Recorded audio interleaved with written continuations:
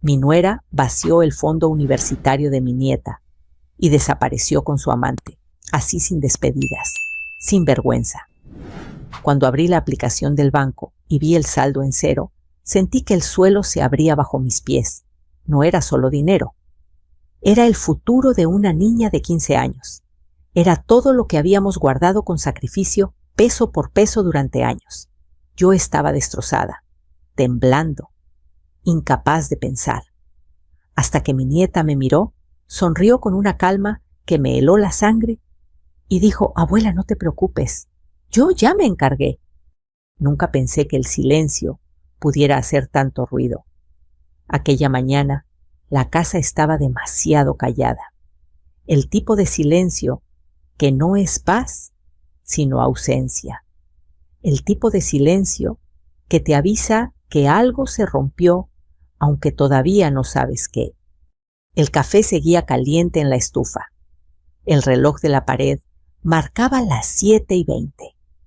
Afuera, el vecino encendía su camioneta como todos los días. Todo parecía normal, excepto por el hueco en mi pecho. Me llamo Elena, tengo 62 años y hasta hace una semana creía que conocía a mi familia. Mi nuera Lorena había salido de casa 3 días antes. Dijo que iba a visitar a una tía enferma. Traía una maleta pequeña, perfume caro y esa sonrisa apurada que nunca me gustó. Besó a su hija en la frente, evitó mirarme a los ojos y se fue. No dejó nota. No llamó. No volvió. Al principio pensé que era una pelea más con mi hijo Daniel. Las discusiones eran frecuentes últimamente. Lorena siempre quería más viajes, más ropa, más vida. Daniel trabajaba turnos dobles y aún así nunca era suficiente. Pero esa mañana, cuando entré a la aplicación del banco para pagar el recibo de la luz, entendí que no se trataba de una discusión. El número tardó unos segundos en cargar y cuando apareció, me quedé mirando la pantalla sin respirar.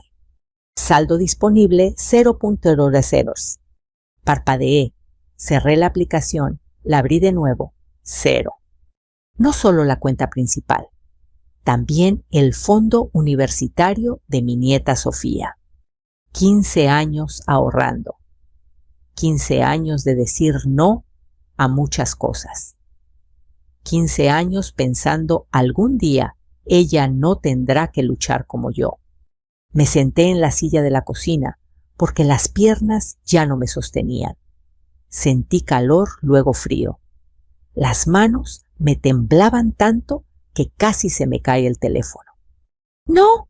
¡No!», susurré. «Esto tiene que ser un error». Llamé al banco. Esperé en línea, escuchando una música alegre que me parecía una burla. «Las transferencias fueron autorizadas», dijo la voz al otro lado, con una calma profesional que me dolió más que cualquier grito. Se realizaron hace 3 días. 3 días. El mismo día que Lorena salió con su maleta. Colgué sin decir adiós. En ese momento escuché pasos en la escalera. Sofía bajaba con el uniforme escolar puesto, el cabello recogido en una coleta sencilla, la mochila colgada de un hombro. Abuela preguntó: «¿Estás bien?». Levanté la vista. Y fue entonces cuando sentí la verdadera punzada, porque ella no sabía. Todavía no. «Sí, mi amor», mentí. «Solo estoy cansada». Sofía dejó la mochila en el suelo y se sentó frente a mí. Me observó en silencio, con esos ojos oscuros que siempre parecían ver más de lo que decían. «¿Mi mamá llamó?», preguntó. Negué con la cabeza. «No». Ella asintió despacio. No parecía sorprendida. Eso me llamó la atención, pero en ese momento mi mente estaba demasiado nublada para pensar con claridad. Me levanté torpemente y fui por agua. Al regresar, vi a Sofía mirando la pantalla de mi teléfono, que había quedado encendido sobre la mesa. No preguntó, no hizo un escándalo, solo leyó. Y entonces ocurrió algo que jamás olvidaré. Mi nieta de 15 años sonrió. No una sonrisa infantil, no una sonrisa nerviosa. Fue una sonrisa breve, controlada, casi adulta. Abuela dijo con voz tranquila: no te preocupes, yo ya me encargué. Sentí un escalofrío recorrerme la espalda. ¿De qué estás hablando, Sofía?, pregunté. Esto no es un juego. Tu mamá, ella... Lo sé, me interrumpió con suavidad. Sé exactamente lo que hizo. La miré sin entender. ¿Cómo que lo sabes? Ella tomó su mochila y la abrió. Sacó un cuaderno delgado doblado y lo puso sobre la mesa. No lo abrió. Solo lo dejó ahí, como si fuera algo frágil. Luego te explico, dijo. Voy a llegar tarde hoy. Tengo que pasar por un lugar después de la escuela. ¿A dónde?, pregunté con el corazón acelerado. Sofía se levantó, se acercó y me apretó la mano. Confía en mí, abuela, susurró. Por favor. Quise detenerla. Decir que no. Decir que esto no era su responsabilidad, que era una niña, que yo debía protegerla. Pero no pude, porque en su mirada no había miedo, había decisión. La vi salir por la puerta como cualquier otro día. El sonido al cerrarse fue suave, casi respetuoso, y sin embargo me pareció el ruido más fuerte del mundo. Me quedé sola en la cocina con el café frío, el saldo en cero y un cuaderno que no me atrevía a abrir. Pensé en Lorena, en todas las veces que me pidió solo una firma, en los papeles que me hizo firmar sin explicar demasiado, en cómo siempre sabía las contraseñas por si acaso. Sentí vergüenza, rabia, culpa, pero por encima de todo sentí miedo. No por mí, sino por mi nieta. Porque en ese momento entendí algo que me heló la sangre. Sofía no estaba improvisando. Sofía llevaba tiempo preparándose. Y yo no tenía idea de hasta dónde estaba dispuesta a llegar. El reloj marcaba las 8 cuando cerré la puerta detrás de Sofía. Me quedé con la mano apoyada en la madera, escuchando sus pasos alejarse por la acera, como si al concentrarme lo suficiente pudiera traerla de vuelta. El aire de la mañana olía a pan recién hecho y a gasolina. La vida seguía indiferente a mi desastre. Volví a la cocina y me senté frente al cuaderno que había dejado sobre la mesa. Era sencillo, de tapas negras, sin dibujos ni etiquetas. Parecía un cuaderno cualquiera, de esos que se compran al inicio del ciclo escolar. Lo toqué con la punta de los dedos y sentí un nudo en el estómago. Algo me decía que si lo abría, nada volvería a ser igual. Respiré hondo y lo abrí. La primera página tenía una fecha escrita con letra ordenada hace 6 semanas. Abajo una frase subrayada con firmeza: no es un error, es intencional. Tragué saliva. Las siguientes páginas estaban llenas de anotaciones, horarios, nombres, montos, capturas, impresas de mensajes. No entendía todo, pero entendía lo suficiente. Había transferencias marcadas, retiros señalados en amarillo y al lado notas pequeñas escritas por Sofía, con una claridad que me resultaba inquietante. Mamá dijo que era para una inversión. Usó la tarjeta secundaria. Se fue el mismo día. Me llevé una mano al pecho. Mi nieta había sabido antes que yo. Dejé el cuaderno abierto y me levanté para servirme otro café. Las manos me temblaban.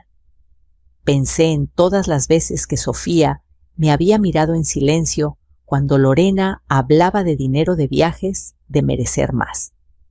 Pensé en cómo yo había bajado la cabeza, queriendo evitar conflictos, creyendo que mantener la paz era lo correcto. El silencio también es cómplice, me dije, aunque todavía no sabía que esas palabras volverían a mí más tarde. Decidí ir al banco. No podía quedarme sentada esperando. Me puse una blusa limpia, guardé el cuaderno en mi bolso y salí. El trayecto se me hizo eterno. Cada semáforo parecía una burla. Cada persona caminando con normalidad me recordaba que mi mundo se había desmoronado sin avisar. En el banco la fila era larga. Había personas mayores como yo, sosteniendo carpetas con documentos jóvenes, mirando el teléfono, una madre con un niño inquieto. Me sentí pequeña, vulnerable, como si todos supieran que me habían robado algo más que dinero. Cuando por fin me atendieron, la ejecutiva me sonrió con amabilidad. Le expliqué la situación con la voz baja, cuidando cada palabra. Las transferencias fueron autorizadas con las credenciales correctas, repitió. La cuenta no muestra actividad fraudulenta. ¿Y el fondo universitario?, pregunté. Ese dinero no era de ella. Legalmente, la cuenta estaba a nombre de la madre, respondió. Tenía pleno acceso. Sentí un golpe seco en el pecho. Pero yo firmé esos papeles, dije. Me dijo que eran para la escuela. La mujer frunció ligeramente el ceño. ¿Recuerda exactamente qué firmó? Negué con la cabeza. Y en ese gesto estaba toda mi vergüenza. Salí del banco con más preguntas que respuestas. En la calle, el sol ya estaba alto. Me senté en una banca y respiré profundo. Fue entonces cuando recordé algo la cámara del cajero automático frente a la farmacia justo en la esquina. Lorena siempre retiraba dinero ahí. Saqué el cuaderno otra vez. En una de las páginas, Sofía había dibujado un pequeño mapa del barrio. La farmacia estaba marcada con un círculo rojo. Al lado una nota, cámara exterior. Preguntar. Dios mío, murmuré. Mi nieta no solo había observado, había pensado, había planeado. Regresé a casa con la cabeza dando vueltas. No podía evitar preguntarme cuánto tiempo llevaba Sofía cargando con todo eso. ¿Cuántas noches sin dormir? ¿Cuántas veces me había mirado sabiendo algo que yo no? Cuando Daniel llegó por la tarde, traía el rostro cansado. Se quitó los zapatos en la entrada y dejó las llaves sobre la mesa. ¿Supiste algo de Lorena?, preguntó sin mirarme. No respondí, pero ya sé lo que hizo. Le conté del dinero, del banco, del fondo universitario. Mientras hablaba, vi cómo su rostro se iba cerrando, como si cada palabra levantara un muro. Tiene que haber una explicación, dijo al final. Ella no haría eso. Lo hizo, respondí con firmeza. Y Sofía lo sabía. Daniel me miró confundido.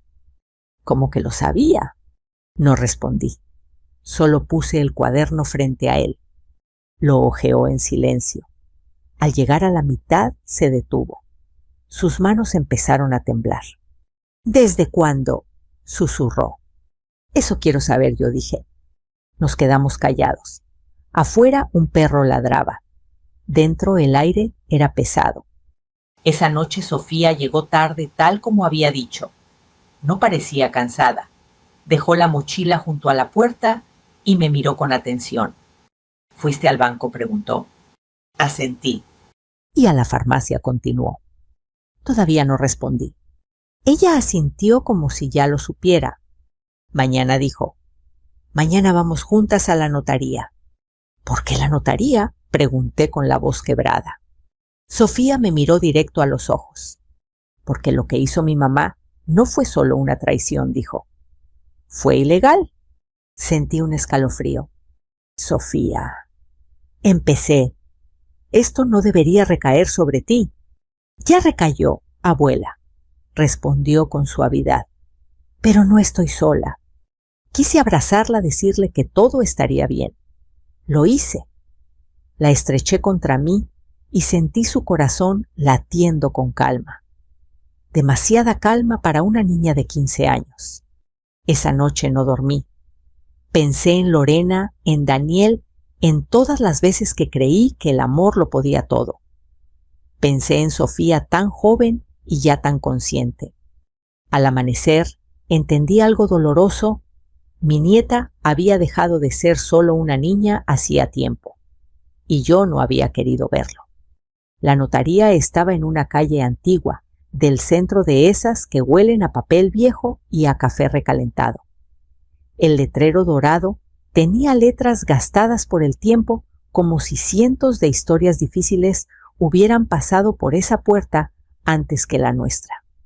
Caminé despacio, apoyándome en el brazo de Sofía.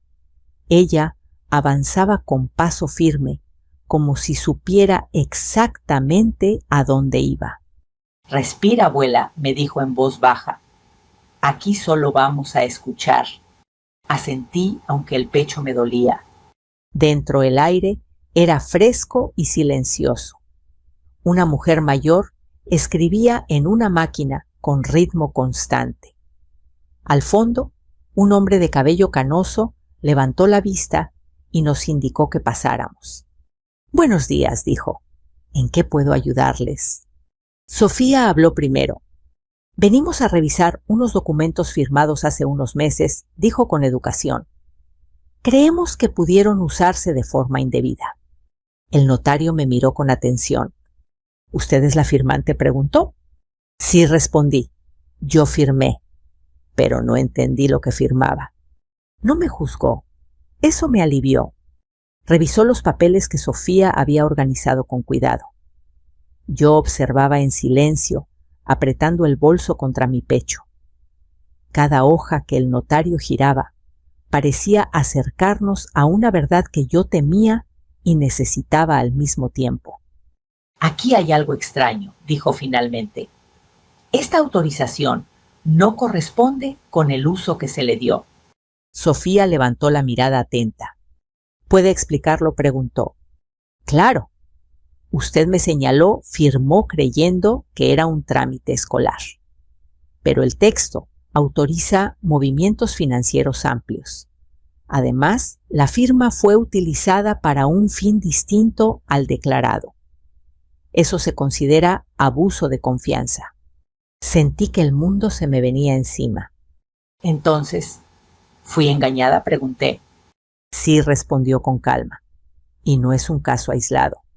Sofía no mostró sorpresa, solo asintió como si confirmara algo que ya sabía. «¿Qué sigue?», preguntó ella. «Con estos elementos pueden presentar una denuncia formal», dijo el notario. «Les recomiendo hablar con una abogada especializada». Nos dio un nombre y una dirección. Salimos de ahí en silencio. Afuera, el ruido de la ciudad volvió de golpe, vendedores ambulantes, claxonazos, risas. Yo sentía que caminaba dentro de una burbuja. «Lo siento, abuela», dijo Sofía de pronto, «por no decírtelo antes». Me detuve, la miré. No le respondí. «Perdóname tú, por no ver, por confiar a ciegas». Nos abrazamos en medio de la calle. Nadie nos miró. Nadie sabía que ese abrazo era el resultado de una traición profunda. Por la tarde fuimos con la abogada. Se llamaba Claudia, una mujer de unos 50 años, voz firme y mirada directa. Nos escuchó sin interrumpir, tomando notas. «Esto es serio», dijo al final, «no solo por el dinero, por el daño a la menor». «¿Hay forma de recuperar algo?», pregunté. «Hay posibilidades», respondió, «pero primero debemos presentar la denuncia y prepararse». «¿Para qué?», preguntó Sofía. Claudia la miró con respeto. «Para que la verdad salga completa, y eso casi siempre duele». Esa noche Daniel llegó tarde. Traía el rostro desencajado. «Hablé con Lorena», dijo. «No quiso decirme dónde está. Solo gritó». «¿Gritó?», pregunté. «Dijo que la estamos persiguiendo, que no tenemos derecho». Sofía, sentada a la mesa, levantó la vista. «¿Le dijiste que el dinero era para mi universidad?», preguntó. Daniel dudó. «Sí». «¿Y qué respondió?» «Que lo necesitaba, que luego lo devolvería». Sofía apretó los labios. «Eso no es una explicación», dijo. «Es una excusa». El silencio volvió a instalarse entre nosotros. Esa noche, mientras todos dormían, escuché pasos suaves. Me levanté y vi a Sofía en la sala revisando papeles con cuidado. No tienes que hacer esto sola, le dije. No estoy sola, respondió. Te tengo a ti. Me senté a su lado. Por primera vez vi el cansancio en sus ojos. Abuela susurró. Mamá no se fue solo por dinero. La miré esperando. Se fue porque alguien la estaba ayudando, continuó. Y ese alguien no quiere que esto salga a la luz. Sentí un frío recorrerme la espalda. ¿Quién? Pregunté. Sofía negó con la cabeza. Todavía no lo sé, dijo, pero lo vamos a descubrir. Y en ese momento entendí que lo que enfrentábamos no era solo una nuera irresponsable. Era algo más grande, algo más oscuro. El teléfono sonó a las 6 de la mañana. No era una llamada amable. Era una de esas que llegan sin saludo, como un golpe seco en la puerta del alma. Daniel contestó desde su cuarto. Escuché su voz subir de tono, luego caer en un murmullo cansado.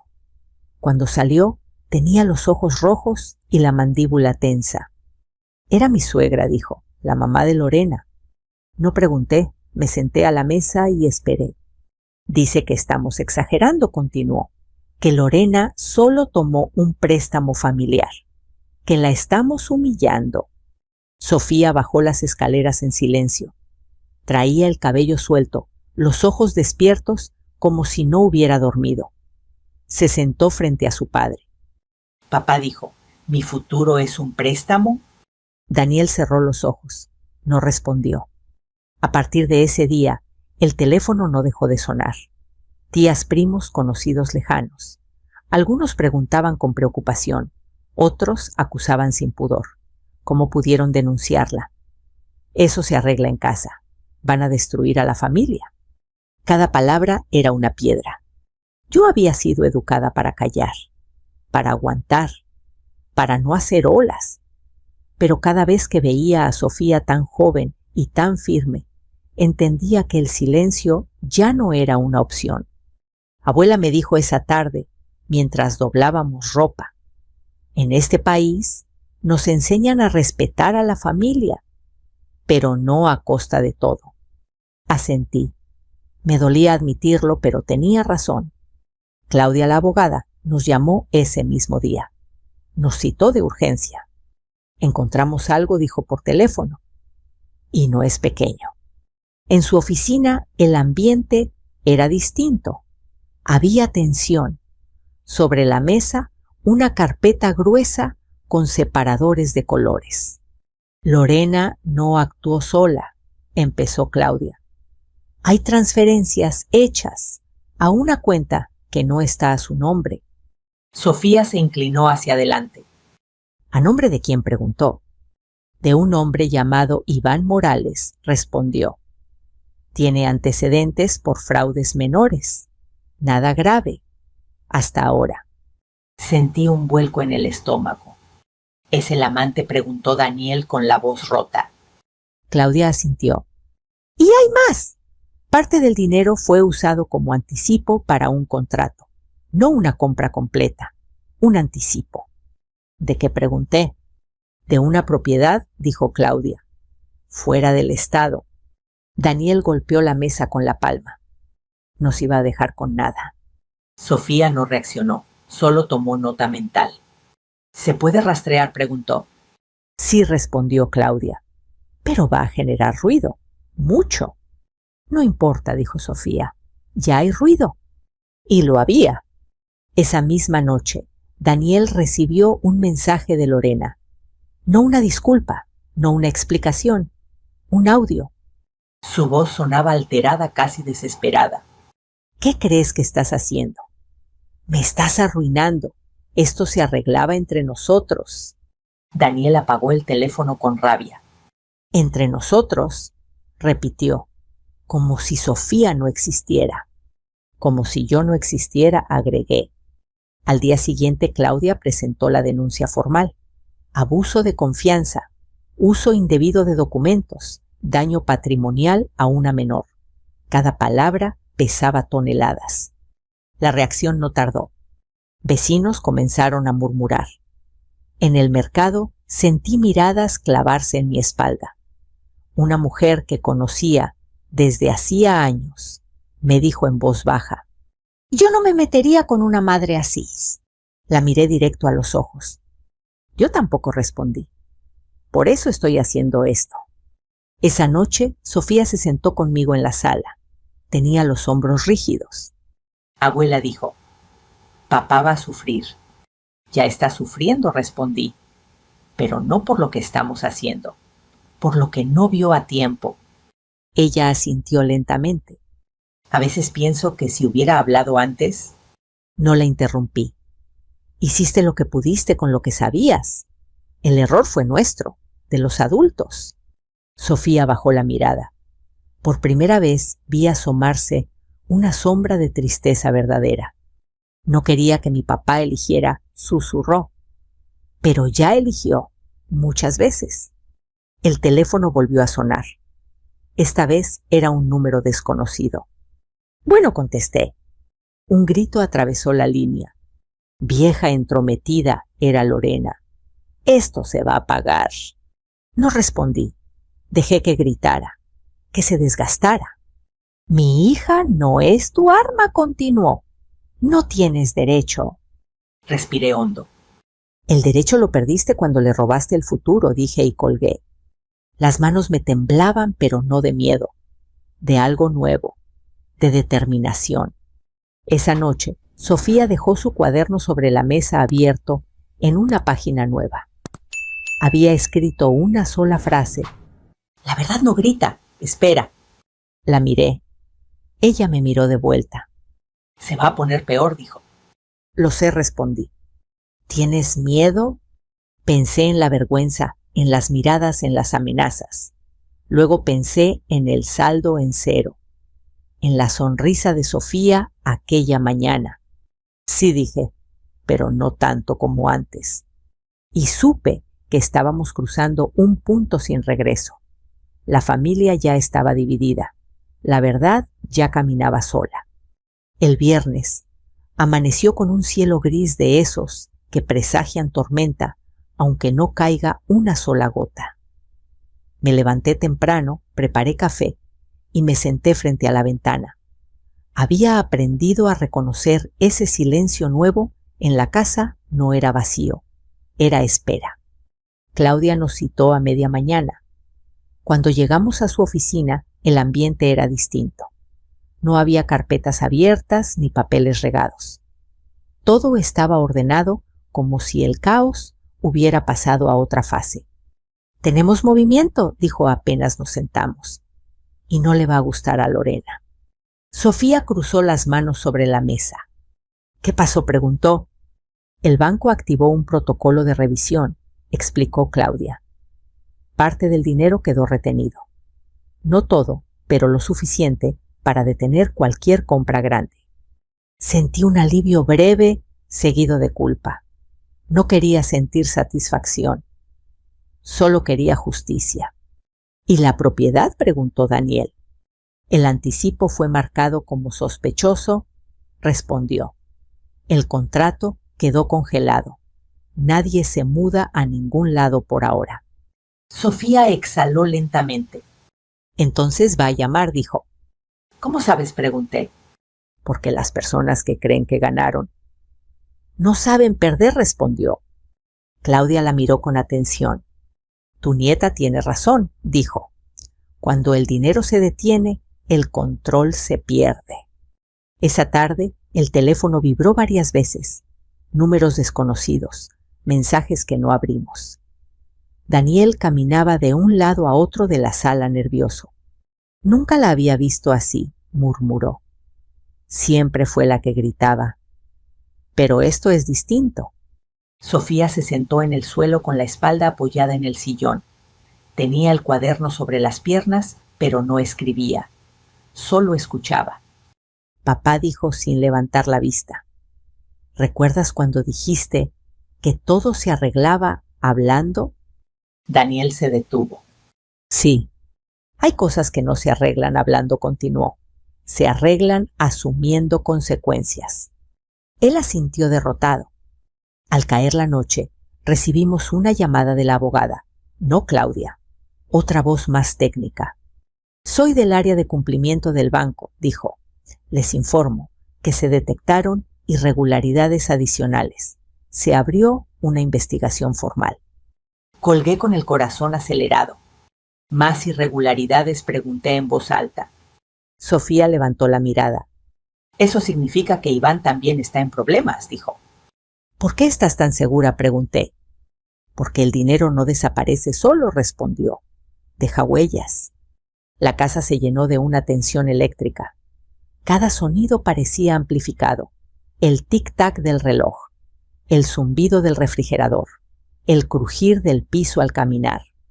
A las 10 en punto el teléfono sonó. Esta vez no era un número desconocido. Era Lorena. Daniel miró la pantalla. Dudó. Contesta, dijo Sofía con voz firme. En altavoz. Daniel tragó saliva y aceptó la llamada. El grito atravesó la habitación como un cuchillo. ¿Qué hicieron?, rugió Lorena. Mis cuentas están bloqueadas. Daniel se quedó mudo. Habla, continuó. No puedo sacar ni un peso. El banco me trata como criminal. Sofía se levantó despacio y se acercó. Buenas noches, mamá, dijo tranquila. ¿Te refieres al dinero que sacaste de mi fondo universitario? Hubo un silencio breve, luego una risa nerviosa.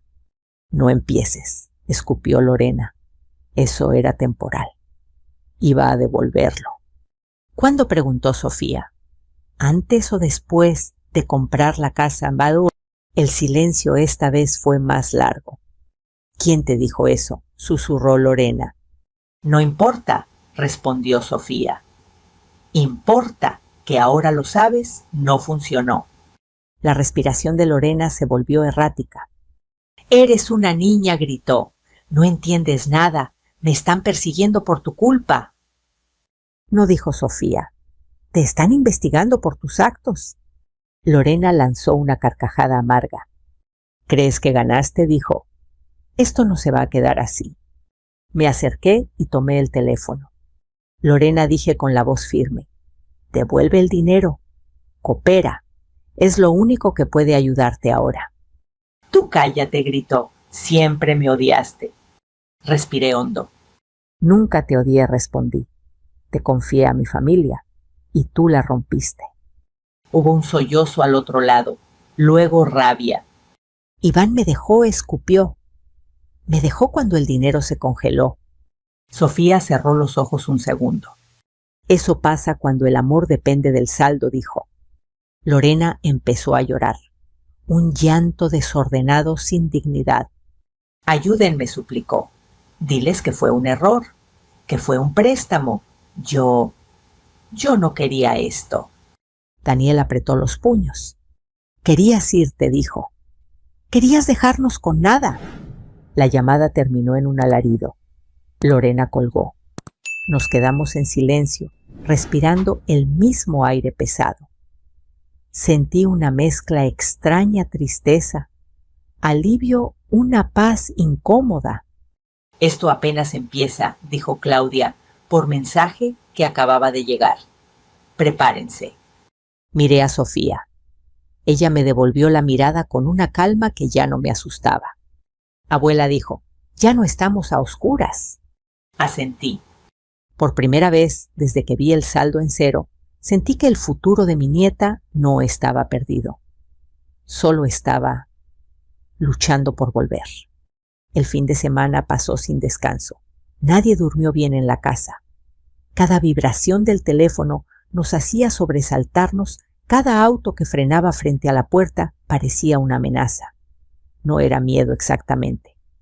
Era la sensación de estar caminando por un puente estrecho sabiendo que no había vuelta atrás.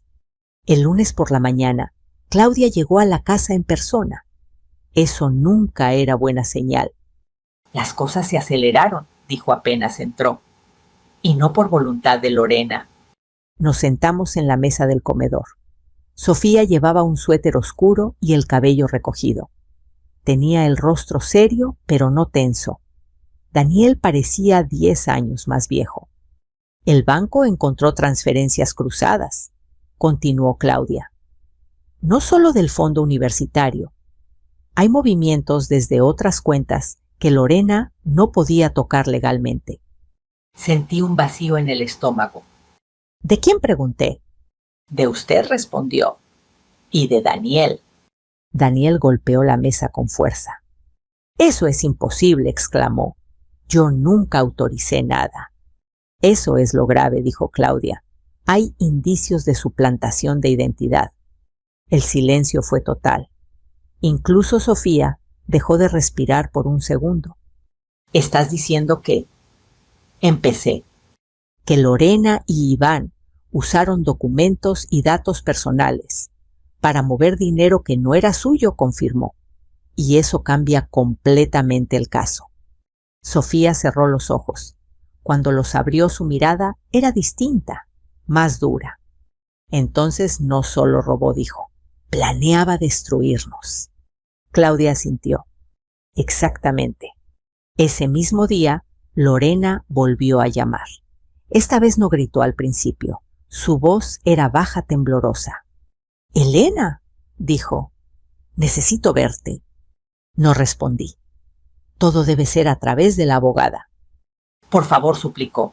Esto se salió de control. Iván hizo cosas sin decirme.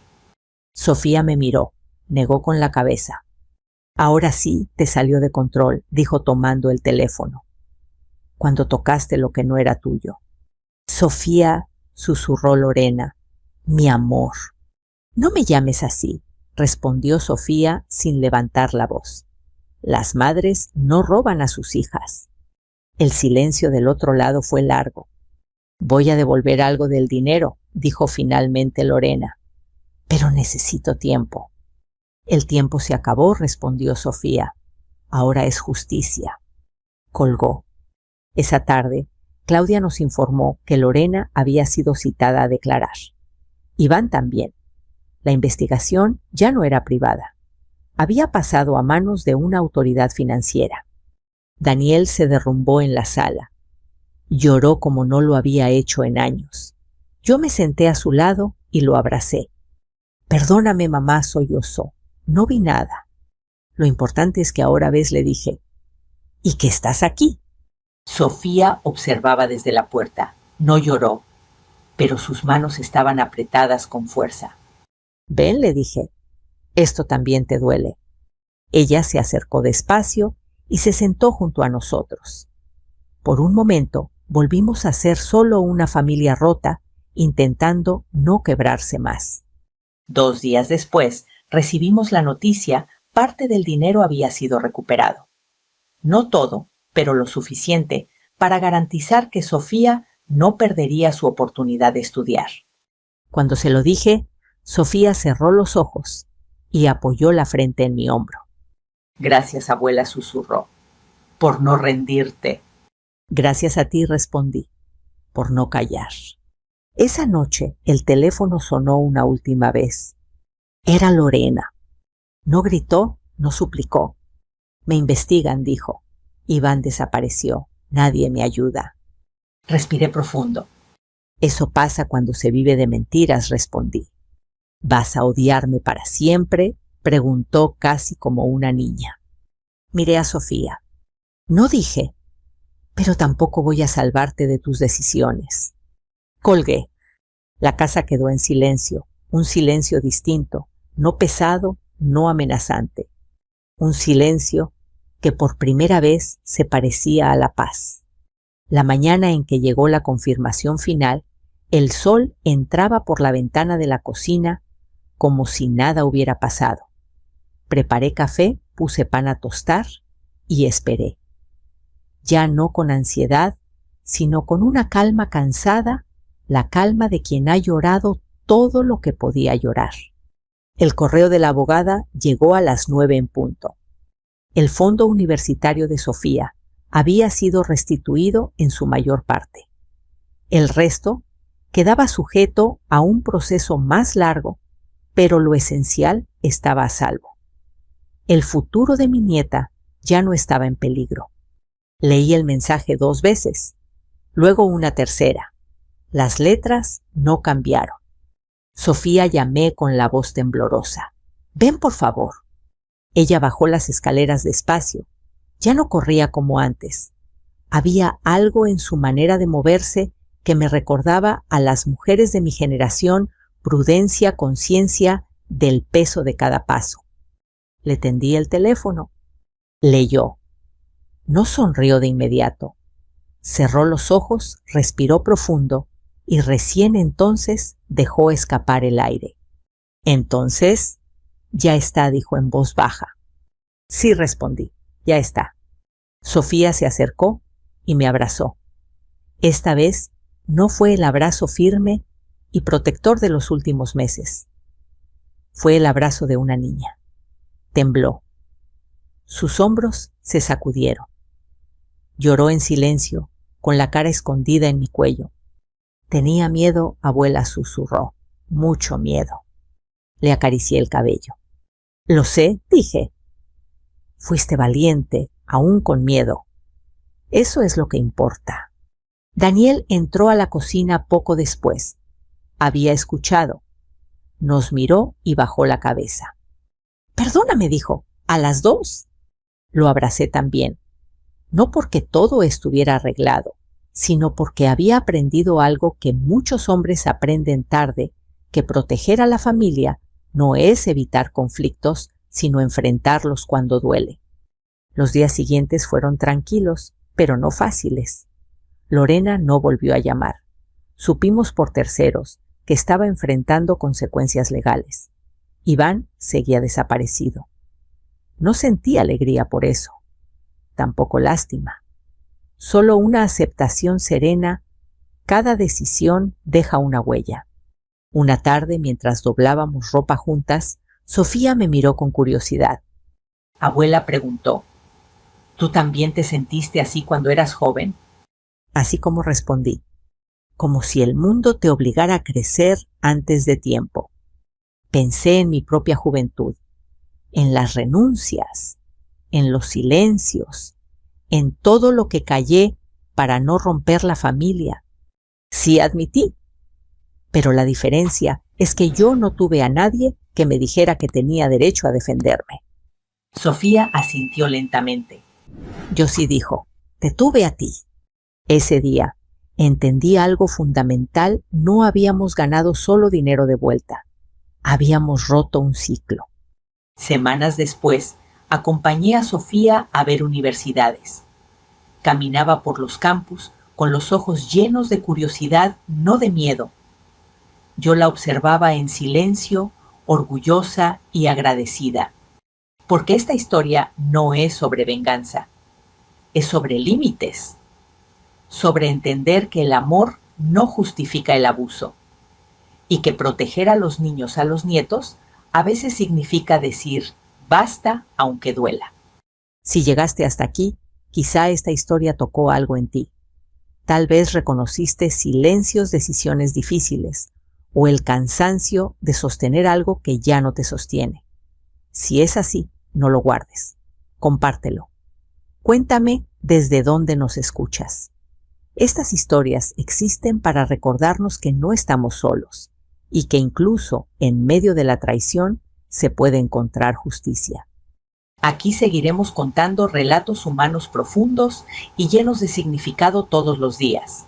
Si quieres acompañarnos, suscríbete y no te pierdas la próxima historia. Sigamos este camino juntos.